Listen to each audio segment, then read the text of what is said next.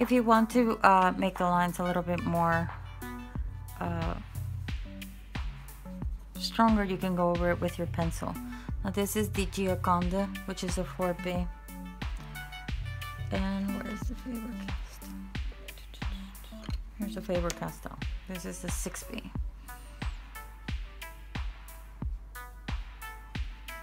Again, if you want to make certain areas a little bit more more pronounced or darker. This, no one has a straight line here. I'd like to add a little curve there for some reason.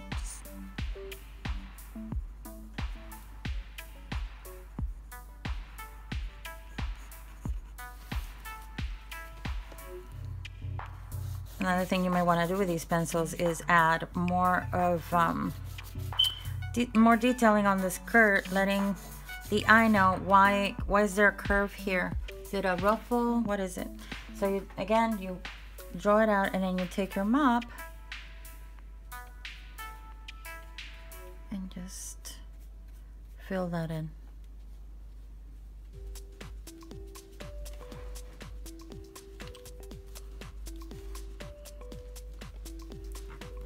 One thing I like to do is I like to add more detail into the skirt. So I'm going to take Roman, this one, the 3B Comte de Paris, and I'm going to just add more. I'm just going to add some flowers maybe.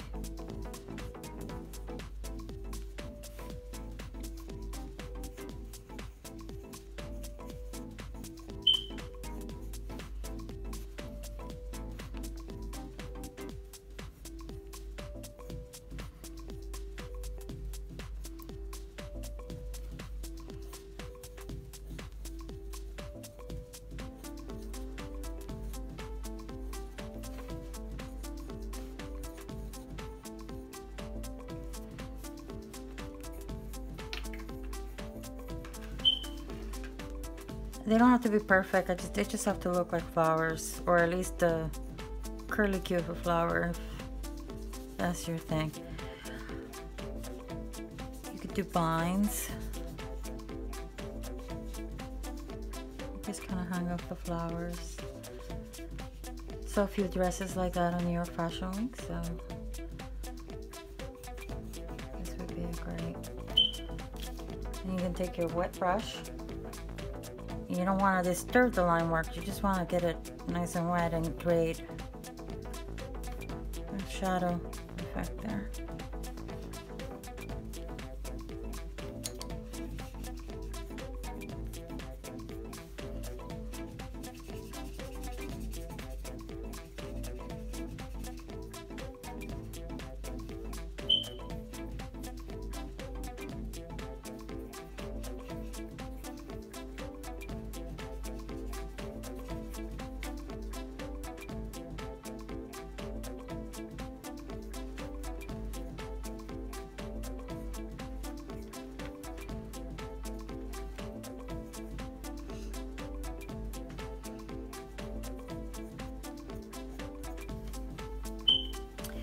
You can continue the vine work right here.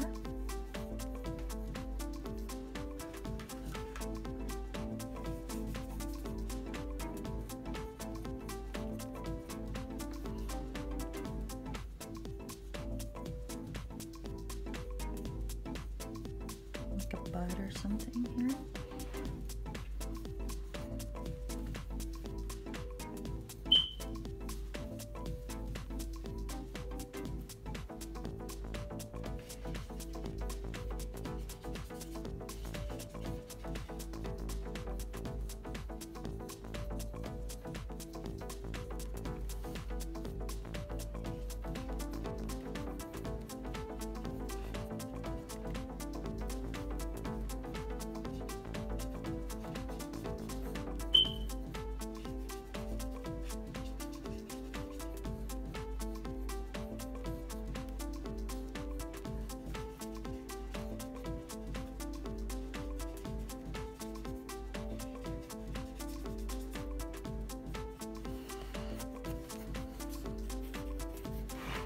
Okay, so just to give it a touch up on the skirt area, I'm just gonna add more of the dark.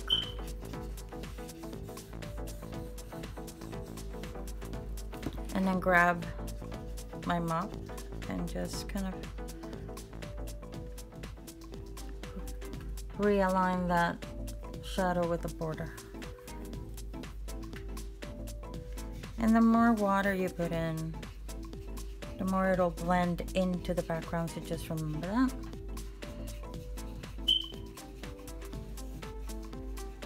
I like this one a lot. It's not necessarily a perfect face, but it's not about the face. This is fashion illustration, and fashion illustration is about the gown that you're wearing. So if I wanted to continue with this particular piece, I would add some highlights. Usually what they tell you is if you made it black, you just can't go back to it, and that's not necessarily true. You can use something like this, like the bleed proof white, and make it lighter, or you can use the crayon dash and you can make it lighter. And I usually dip the tip on water and then I go over it.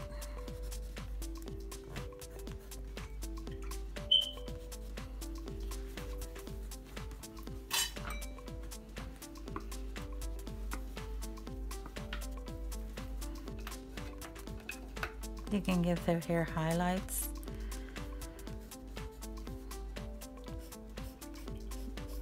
You can play around with the water.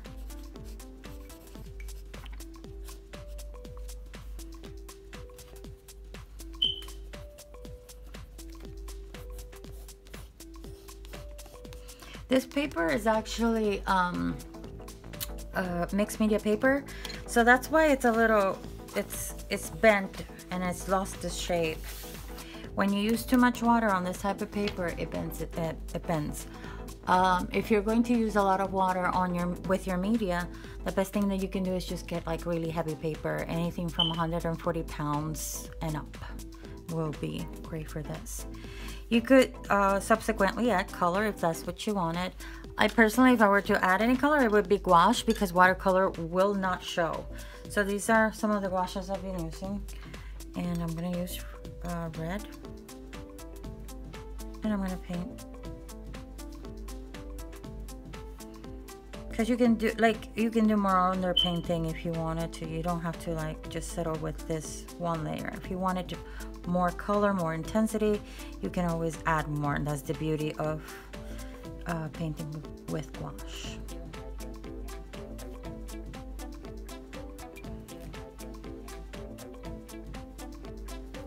And you already have line work that you can use as a guide to make your strokes, so you're not painting blindly. You don't have to have line work if that's not what you like, but that's always helps.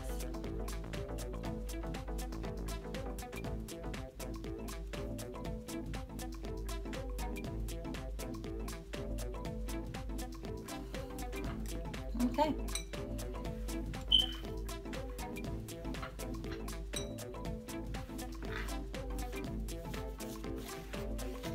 Alright, so there's that. As you can see, it's very transparent, this pencil, and it will pick up whatever color is underneath it. So I wouldn't rely too much on it, especially if you're going to do highlights. Again, I would use something like the bleed proof white. But it does work, and it does its job. It's just very light, so it's just a wash of color. It's nice, I like it. I've used other ones that are really crappy, and I just like that one. So I just want to thank you so much for watching my channel, watching this tutorial on how to use water soluble graphite. If you're interested in getting these, there will be a link at the bottom. Some of these I got at jackson.com. No, they did not pay me to get it, but the links will be affiliated to my account, so it helps me out. It helps me run the channel. These are great. I highly recommend them. They're about $10 a piece, probably a little less. this one was $10. This one was more or less $6 or $7. The pencils are even more affordable. If you're looking to get yourself a set of the Conte, I think they were like 89 cents each. If you're getting, if you're going to get graphite, water soluble graphite, I recommend getting all weights, and that way you can see which one you like best. I like them darker, that way I can see the strokes a little better. This is a good brand, but it seems to be a little dry. It might be a little too old. And this is probably the better brand for darker strokes, darker line work, the Pacific Art. And they're about $6 per set, between $3.99 and $6, about that. This brush was $9.99 at Jackson's. The Crayon d'Ache was about $1 or $2.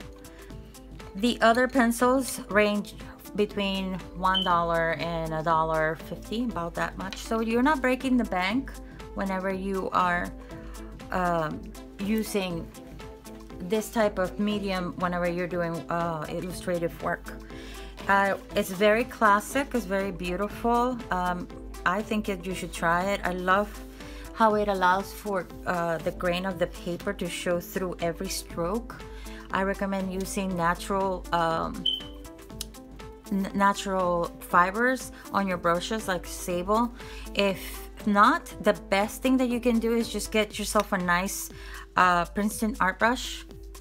And these people actually make really good synthetics, and they're so good they almost feel real. They're just very soft and pliable, and they grab lots of water. So I really recommend this kind of brush. So once again, I want to thank you so much for watching. Be sure to like, comment, and subscribe. Share this video with your friends, and I will put out a video in about a week. Thanks. Bye.